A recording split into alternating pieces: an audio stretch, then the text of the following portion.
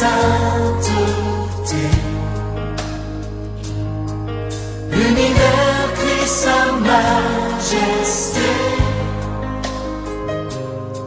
Chantons gloire et puissance, force et louange à l'agneau immolé. À l'agneau immolé. Les ténèbres ont reculé devant l'œuvre de la croix,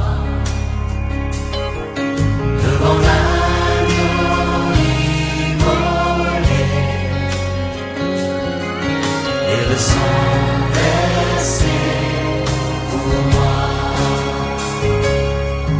Tous les anges de sa sainteté, l'univers crie sa majesté. Chantons gloire et puissance, force et louange à l'agneau immolé. À l'agneau immolé.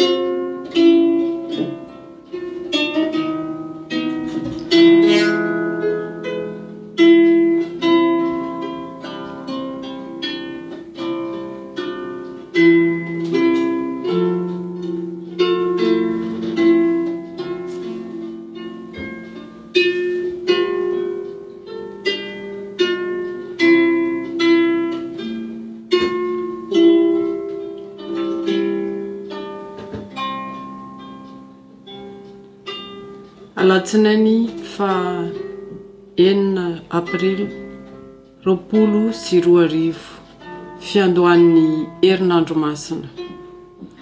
Ho aminareo ane ny fahasoavana sy ny fiadanana avy amin'ilay ankehitriny sy taloha ary ho avy ary avy amin'ny Jesosy Kristy, vavolombelona marina sy lamatoa amin'ny maty ary lehibe ny mpanjaka amin'ny tany. Amen.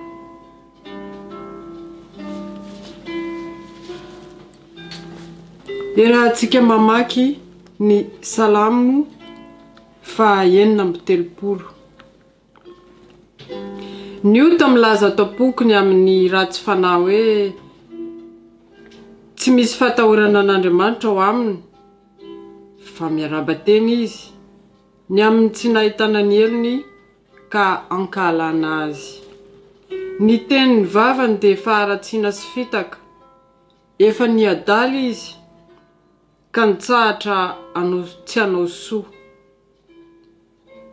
Faharatsiana no saintsainy eo am-pandriany, mitsangana eo amin'ny lalana tsy mety izy, ny raty tsy mba laviny akory. Jehova, mipaka amin'ny lanitra ny famindraponao, milahatra amin'ny rahona ny fahamarinanao. Ny fahamarinanao dia tahaka ny tendrombohitra avo dia avo, ny fitsaranao dia toy ny lalina indrindra. Ny olona sy ny biby dia samy vonjenao Jehova. Endre ny atsara amin'ny famindraponao Andriamanitra, ka mialoka eo amin'ny aloky ny elatrao ny zanak'olombelona. Voky ny matavy ao an-tranonao izy, ary ny ony fampifalianao no ampisotroanao azy. Fa ao aminao no misy loharanonaina, ny fahazavanao no ahitanay fahazavana. Ampahareto amin'izay mahalalanao ny famindraponao, ary ny fahamarinanao amin'ny mahitsy fo. Aoka tsy anitsakay ny tongotry ny mpiavonavina, na ampandositray ny tanany ratsy fanahy. Indreo efa lavo ny mpanao ratsy, naripaka izy ka tsy maharina. Amen. Ho ataontsika izao ny hira voalohany, andiny voalohany sy faharoa.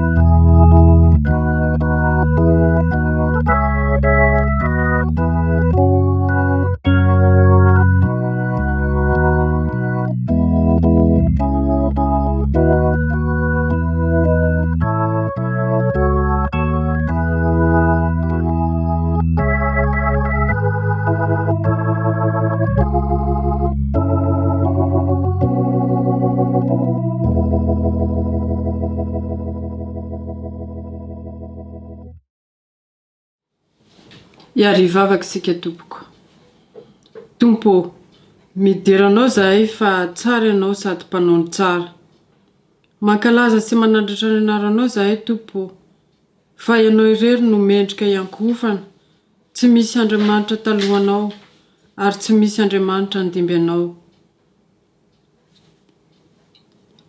Eny tokoa tompo malalo, noho ny fitiavanao anay no mbola mahatonga anay eto androany hisaotra anao ary hiderainay ny anaranao. Dia taio ny fampipovavahana izay ho atrehanay androany. Ianao irery ihany no hiasa, ianao irery ihany no ampafantatra anay ny tianao ampitaina aminay tsirairay avy, mba hikolokoloanay ny fanahinay, hikolokoloanay ny toetranay, ary indrindra ny fahamasinanay izay tianao ho tanterahanay hatrany hatrany. Izany rehetra izany tompo, dia hisaoranay anao, ary anao irery ihany ny voninahitra. Amen. Hoy ny soratra masina hoe sambatra anareo raha aratsiana noho ny anaran'i Kristy fa ny fanahin'ny voninahitra dia ny fanahin'Andriamanitra mipetraka ao aminareo. Ary raha misy mijaly satria kristianina izy dia aoka tsy ho menatra izy fa aoka ankalaza an'Andriamanitra amin'izany anarana izany. Fa araka ny ombonanareo fijaliana amin'ny Kristy dia mifalia mba hiraviravonareo indrindra amin'ny fisehoan'ny voninahiny koa. Eny, raha tahiny manao soa ianareo ka mitondra fahoriana sy mandefitra dia izany no sitrak'Andriamanitra. Amen. Sambatra ny mahitsy lalana izay mandeha araka ny lalàn'i Jehovah. Sambatra izay mitandrina ny teny vavolombelony ka mitady azy amin'ny fo rehetra. Amen. Ataontsika ny hira faha 8 andininy 1 sy 3.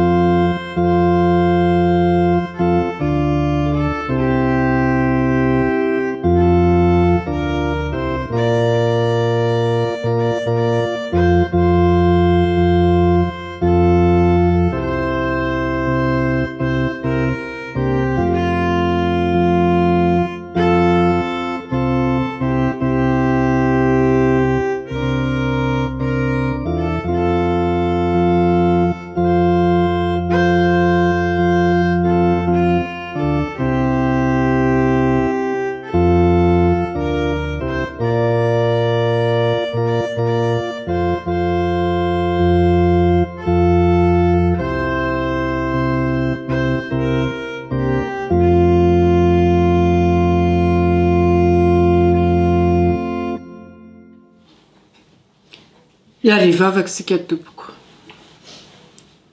Jesu tompo malalanay io. Indreto izahay mivory eto anatrehanao. Mangataka fonana aminao noho ny tsy famendrehanay. Ny ratsy rehetra no efa nataonay teo imasonao. Tsy mendrika akory izahay tompo na dia ny tsipona izay latsaka ao ambany latabatrao ary. Nefa tsy tianao ny havery anay tompo malalo ka dia nisotominao tamin'ny tananao izahay mba tsy ho latsaka ny andavaka. Mamela ny elokay Jesosy io. Ianao no manana fo mangoraka ary ianao tsy tia ny fahaverezanay ka dia mamela ny elokay tompo ary mifanahinao masina no hiasa aminay tsirairay avy tsy hiverenanay amin'izany fahaverezanay izany. Saotra indrindra tompo malalo. Amen.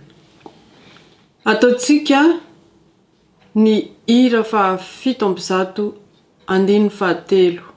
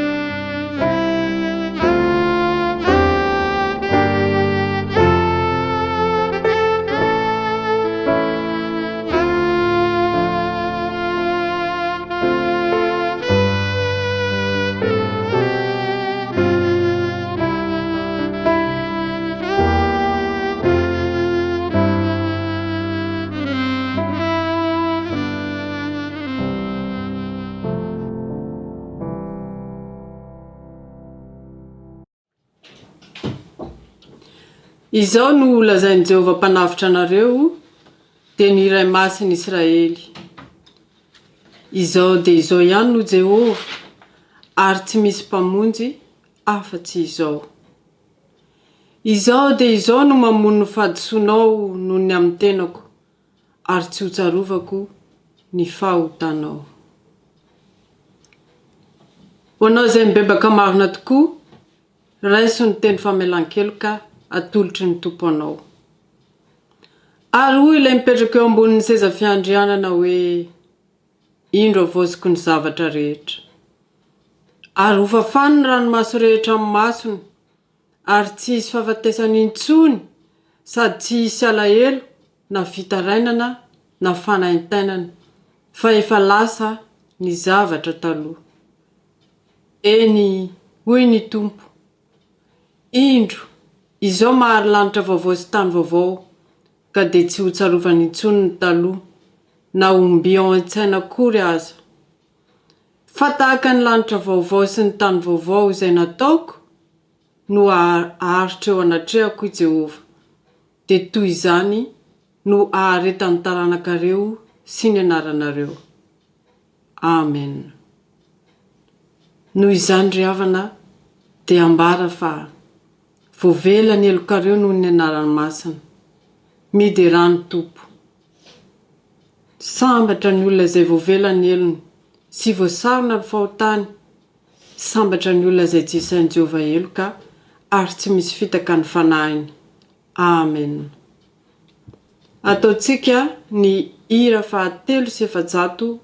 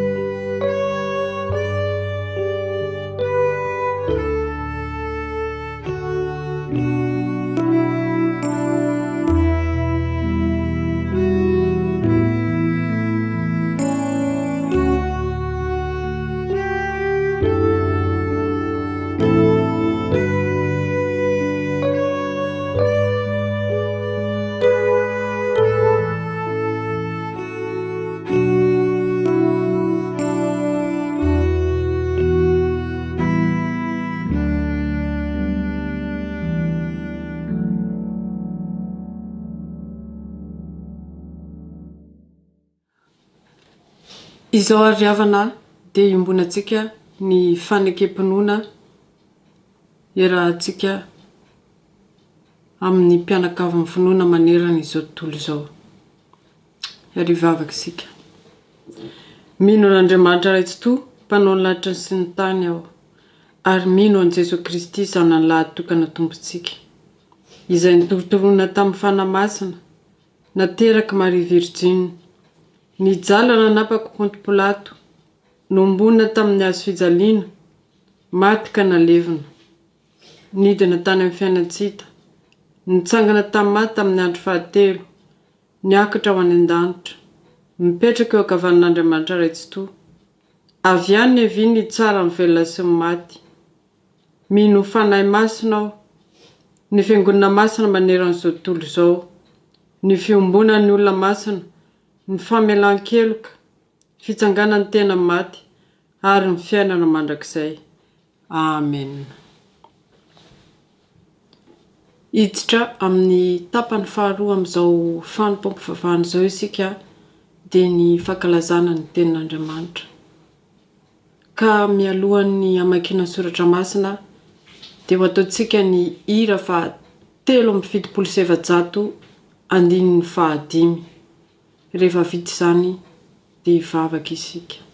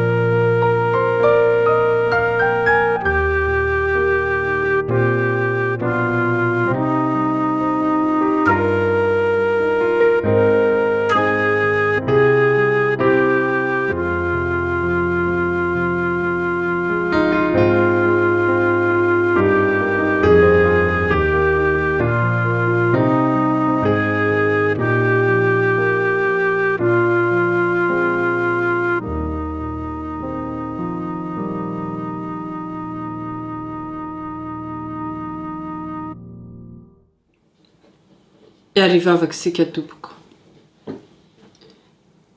Tompo malala tsy toa, saotranao izahay ny amin'ny fandalinana ny teninao. Ny teninao izay mahery, ny teninao izay tsy tokony saraka aminay, n'aiza misy anay. Ka dia raha andinika ny tenin'ny soratra masina izahay Tompo, tahiozany ny teny izany mba hitsatoka aty am-ponay sy aty anaty eritreritray, ary tsy teny mandalo fotsiny ihany eo masonay na eo am-bavanay, fa hitsatoka aty am-ponay ary ampiarinay eo amin'ny fiainanay andavanandro. Ianao Tompo, apita ny afatra tianao ampitaina aminay amin'ny alalan'izany teny izany. Dia mbola isaoranay anao mandrakariva Jesosy malalo noho ny amin'ny teninao. Amen. Nous allons lire l'Évangile selon Matthieu chapitre 25 versets 1 à 30. Matthieu chapitre 25 versets 14 à 30. Au nom de Jésus, il sera comme d'un homme qui, partant pour un voyage, appela ses serviteurs et leur remandit de ses biens. Il donna 5 talents à l'un, 2 à l'autre, et au troisième à chacun selon sa capacité, il repartit. Aussitôt, celui qui avait reçu les 5 talents s'en alla. Il fit alors falloir et il gagna 5 autres talents. De même, celui qui avait reçu les 2 talents en gagna 2 autres. Celui qui n'en avait reçu qu'un alla faire un creux dans la terre et cacha l'argent de son maître. Longtemps après, les maîtres de ses serviteurs revint et leur fit rendre compte. Celui qui avait reçu 5 talents s'approchant en rapportant 5 autres talents. Il dit, Seigneur, tu m'as remis 5 talents, voici, j'en ai gagné 5 autres. Son maître lui dit, c'est bien, bon et fidèle serviteur, tu as été fidèle en peu de temps, en peu de choses, je te confierai beaucoup. Entre dans la joie de ton maître. Celui qui avait reçu 2 talents s'approcha aussi, et il dit, Seigneur, tu m'as remis 2 talents, voici j'en ai gagné 2 autres. Il dit, bon, et fidèle serviteur, tu as été fidèle en peu de choses, je te confierai beaucoup. Entre dans la joie de ton maître. Celui qui n'avait reçu qu'1 talent s'approcha ensuite, il dit, Seigneur, je savais que tu es un homme dur, que mes moissons où tu n'as pas semé, et qui amasse où tu n'avais pas vanné. J'ai eu peur, je suis allé cacher ton talent dans la terre. Voici, prends ce qui est à toi. Son maître lui répondit, serviteur méchant et paresseux, tu savais que je moissonne où je n'ai pas semé, et que j'amasse où je n'ai pas vanné. Il te fallait donc remettre mon argent au banquier, et à mon tour j'allais retirer ce qui est à moi avec un intérêt. ôtez-lui donc le talent, donnez-le à celui qui a les 10 talents, car on donnera à celui qui a, et il sera dans l'abondance. Mais celui qui n'a pas, on ôtera même ce qu'il a. Et le serviteur inutile, jetez-le dans les ténèbres et du dehors, où il aura des pleurs, des grincements de dents. Amen. Ho ataontsika ny hira 1telonjato, andininy voalohany sy fahatelo, mialohan'ny toriteny.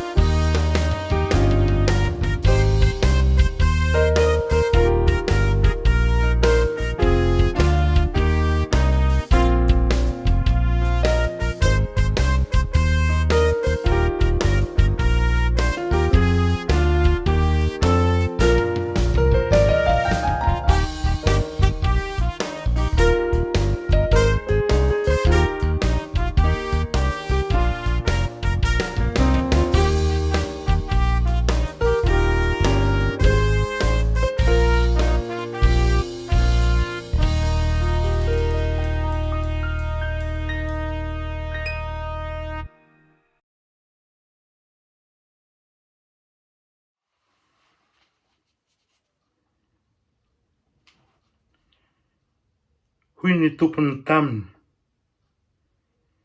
Tsara izany ry mpanompo tsara sady mahatoky.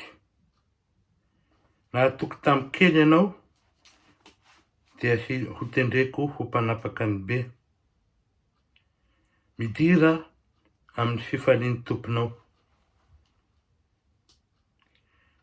Ho aminareo anie ny fahasoavana sy ny fiadanana avy amin'Andriamanitra raitsika sy Jesosy Kristy Tompo. Ampifaliana tompoko no ahafahako nitsidika ny tokantranonareo tsirairay avy hitondra ny teny izay voalahatra androany ity. Vao natomboka ny famakian-teny izay novakiana tao amin'ny 4:11 manao hoe fa ny fanjakany lanitra dia tahaka ny olona izay efa handeha ho any an-tany hafa ka miantso ny mpanompony dia nanolotra azy ny fananany. Mipetraka mantsy ny fanontaniana hoe nahoana no ity fanoharana amin'ny talenta ity no nosafidianan'ny mpandahatra amin'ny perikopa nefa isika hiditra amin'ity herinandro masina ity. Araka ny fahafantarantsika dia fotoana hatsiarovan'ny kristianina ny fahoriana sy ny kapoka ny aretan'ny tompo ity herinandro miatomboka ity mialohan'ny hamatsiana azy tamin'ny hazofijaliana. Nahoana no fanoharana ny amin'ny talenta no voalahatra tao? Ry havana, efa tombotra ny ialan'ny tompo eto amin'ity fiainana ity, efa manomana ny diany izy ka manome toromarika sahady ny ho tokony ho toerantsika ahafahantsika misiditra amin'izany fanjakana izany. Eto dia ny fanoharana ny amin'ny talenta. Raha ny teny malagasy no jerena, ny hevitry ny talenta dia hay raha. Izany hoe fahaizana manokana amin'ny taranja iray. Ohatra izany ny fahaiza-mahandro, ny fitendrena zava-maneno, ny mihira na koa ny famoronan-javatra. Toa vaojanahary izy io nefa koa dia mety hazo amin'ny fikirizana, amin'ny fandalinana ary koa amin'ny fampiarana. Mety ho vao zaza ianao dia afaka maneho izany, nefa koa misy amintsika izay efa zokinjokiny vao mahafantatra izany. Ry havana, samy manana ny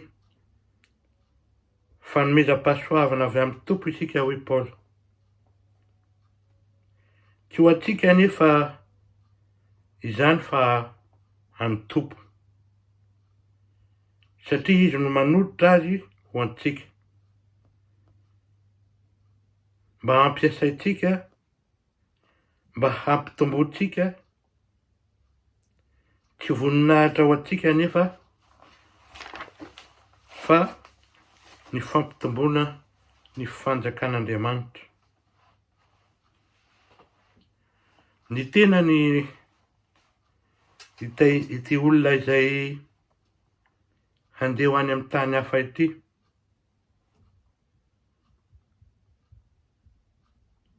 isika kristianina no mpanompo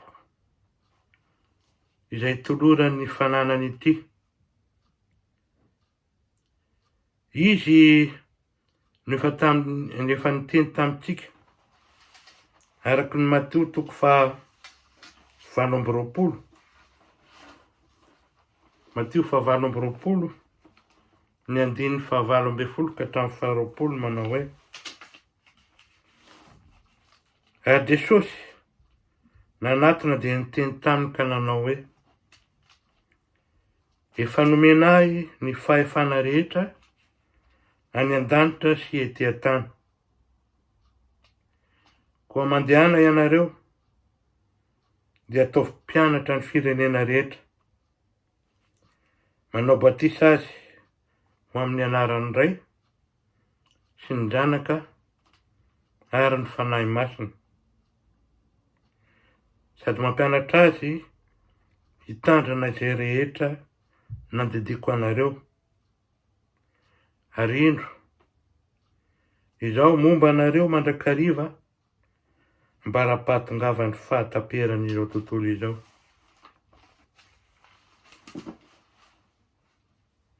Ry havana, aza mihevitra isika hoe tsy manana talenta, na koa hoe talenta kely, mety ho azon'ny fakakapana isika hilaza fa ampy ho antsika ny fanomezan'i Kristy dia izay.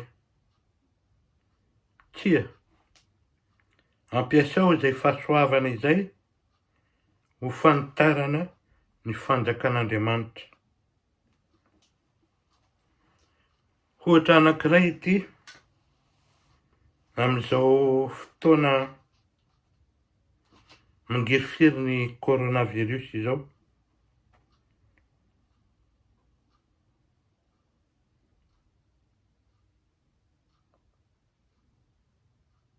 Misy manao fijoroana vavolombelona iray ity. Any Italia no miseho ny tantara.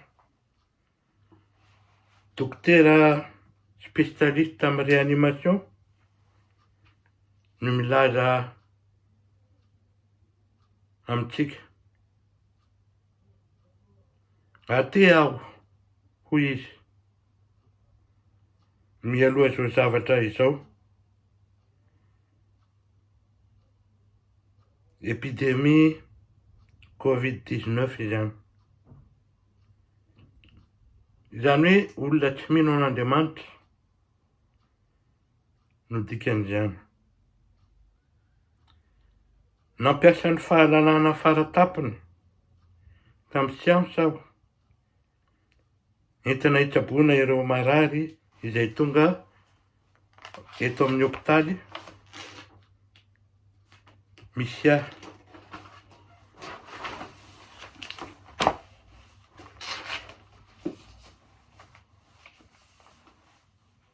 Ato amin'ny service ny réanimation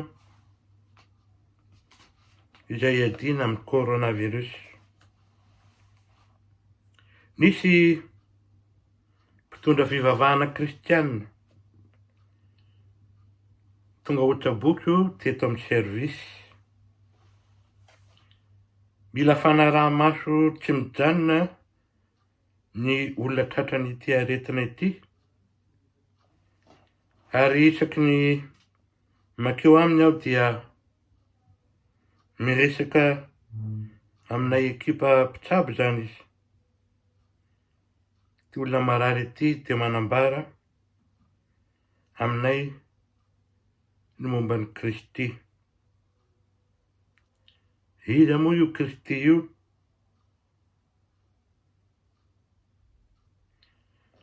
Nagaga ny herin'ity marary ity satria na dia tao anatin'ny fanaitainana mafy aza izy dia tsy nitsahatra manajava taminay ny halehiben'i Kristy. Avy eo moa izy dia nodimandry.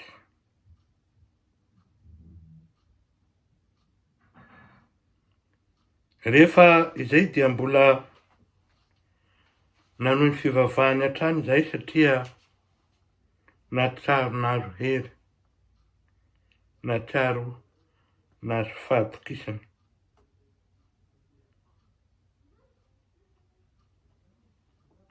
Hainay ny fahalalana,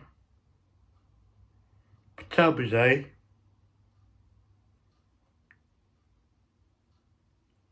hitanay ny faritra lavitra indrindra alehan'ny siansy. Tonga pino aho izy ankehitriny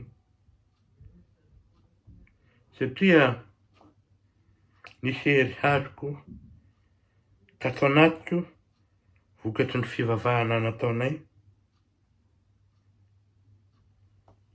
Nataony video moa io fijoroana vavolombelona io, ka hita eo fa milatraka ny ranomason'ity dokotera ity. Ry havana, andeha ovakitsika ny Mateo toko 15, Mateo toko 15 ny 9:17 ka hatramin'ny 19:40 manao hoe: ianareo no fanasin'ny tany, fa raha ny fanasina no tonga matsatro, inona indray no hahasiry azy? Tsy misy heriny hanaovana na inona intsony izy, fa ariana ny velany ka ho itsahan'ny olona. Ianareo no fahazavan'izao tontolo izao, tsy azo afenina izany tanàna miorina ao an-tampon-tendrombohitra, ary koa tsy misy olona mandrehitra jiro ka mametraka azy ao ambany vata famarana, fa apetrany eo amin'ny fanaovan-jiro, ka dia mazava amin'izay izay rehetra ao an-trano izany. Aoka zava eo amin'ny mason'ny olona toy izany koa ny fahazavanareo, mba ahitany ny asa soa ataonareo ka hankalazany ny rainareo izay any an-danitra. Mijery anao ny tompo. Samy handray izay valim-potiany avy isika araky ny fisasarana, hoy Paolo ao amin'ny Korinthiana 1 toko 7:9.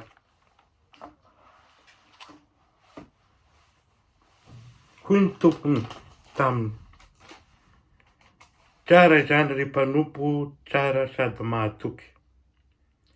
Nahatoky tamin'ny kely ianao dia ho tendreko ho mpanapaka ny be.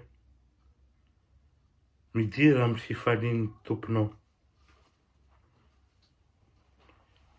Ry havana, isan-taona ny filoham-panjakana sy minisitra dia manolotra mari-boninahitra ho an'ny olona mendrika avy amin'ny sehatra ny asa maro. Amin'ny andro voatendry hanaovana ny lanonana dia mijoro ireo olona ireo manoloana ny manam-pahefana izay mametraka ny medaly eo an-tratrany sy miarahaba azy. Tanterin'ny mpanao gazety miaraka amin'ny sary ny lanonana. Ny kristianina dia manana tompo, ary tombon-dahany ho azy ireo ny mpanompo azy.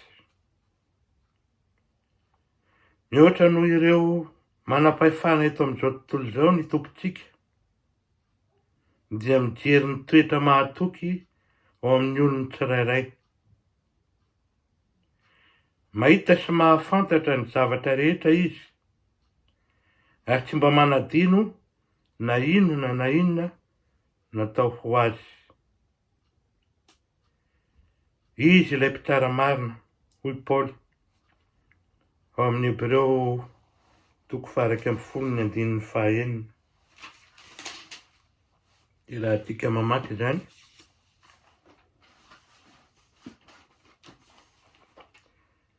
fa raha tsy amin'ny finoana dia tsy misy azo atao azahoana sitraka aminy. Fa izay manatona Andriamanitra dia tsy maintsy mino fa misy izy, sady mpamaly soa izay mazoto mitady azy. Mety hisy tsy fahamarinana ao amin'ny zavatra miankina amin'ny fitsaran'olombelona. Fankasitrahana tsy tokony eo nomena, na olona mendrika ny azo fankasitrahana nefa tsy mahazo. Mifanohitra amin'ny mari-boninahitra toditry ny olona kosa ny valim-pitia omanin'ny tompo ho an'ny olony tsirairay, ka tsy mba hisy fahadesoana. Izay tena natao ho azy marina no ho azony. Na izany aza nefa raha ny hampahery ny mpino no niresahana valim-pitia, dia tsy ny azahoany izany tsy akory no hiasany, fa noho ny fitiavana sy ny fankasitrahany tompony. Ino no tadiavinao mihoatra ny fankasitrahany tompo? Iary vavaka isika. Misaotra anao zay Andriamanitra ray fa omenao izany teny fampanantenana izany. Tafio hery zay ahafahana manao izay sitrakao, manao izay asa nomenao ho tanterahanay. Ampitomboy finoana zay amin'ny fanahy masina, hanananay hery amin'ny tana izany. Tsinjovy ireo mpiady, loha laharana izay miatrika ady mafy ankehitriny amin'ny vokatry ny aretina mianjady amin'ny mponina maneran'izao tontolo izao. Matoky izay fa hanome hery azy ireo ianao, hanome fampanantenana azy ireo ianao amin'izay asa manandraikitra sy talenta izay nomenao azy. Homeo hery ihany koa izay ahafahanay mampahery azy ireo, alohan'ireo fanantenana. Fa avy aminao no ipoirany soa, avy aminao ny ipoirany fahagagana lehibe izay nomenao anay tamin'ny alalan'i Jesosy Kristy tomponay zany. Hampisy fanantenana anay, tsy ho voninahitray fa ho fanitarana ny fanjakanao. Misaotra ray eo. Amen.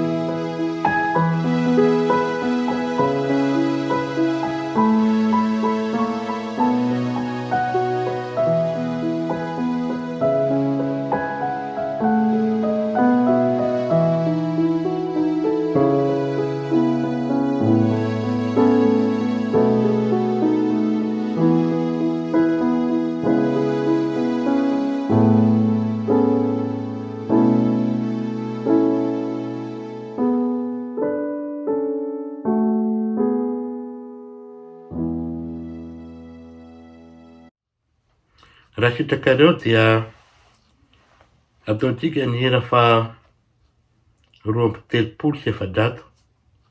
432 ny andininy voalohany sy ny faharoa. Ho an'Andriamanitra ihany ny voninahitra. Amen.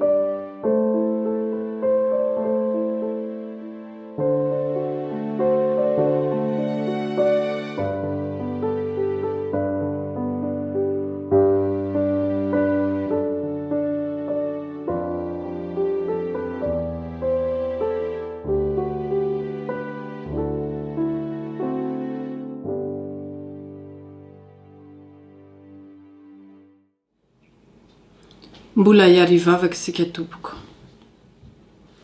Saotranao zay tompo malalo no ny nahatotosan'ny fampipovavahana teto androany. Izany no totosa dia tsy noho ny sitraponay fa noho ny sitraponao. Tahiry izay manirina natrika teto nefa noho ny antony samihafa tsy miankina amin'izareo dia tsy tonga izy. Io tompo ny kamboty sy ny manano tena, ianao no hiay azy ireny hatrany ary ampafantatra azy fa ninona sahanao dia mahazo mahatoky na mora na misarotra. Io izay mitady asa, ny manan'olana na amin'ny lafiny inona na inona, ianao no amaza ny olana izany ary ianao ampafantatra azy fa mandresy foana rehefa miaraka aminao. Io koa tompo malalo ny fangiriky firina sy ny fanahintainana amin'izao valanaretana mitranga ankehitriny izao maneran-tany. Ianao anafoana izy ireny ary ianao rery ihany tokoa no iankinanay azahoana vahaolana amin'izany valanaretana izany. Betsaka ny tianay angatahana nefa ianao tompo efa manana ny lahatra ho anay tsirairay avy ka aoka ny sitraponao rery ihany no atao fa tsy ny anay. Ka nivavaka tononona teo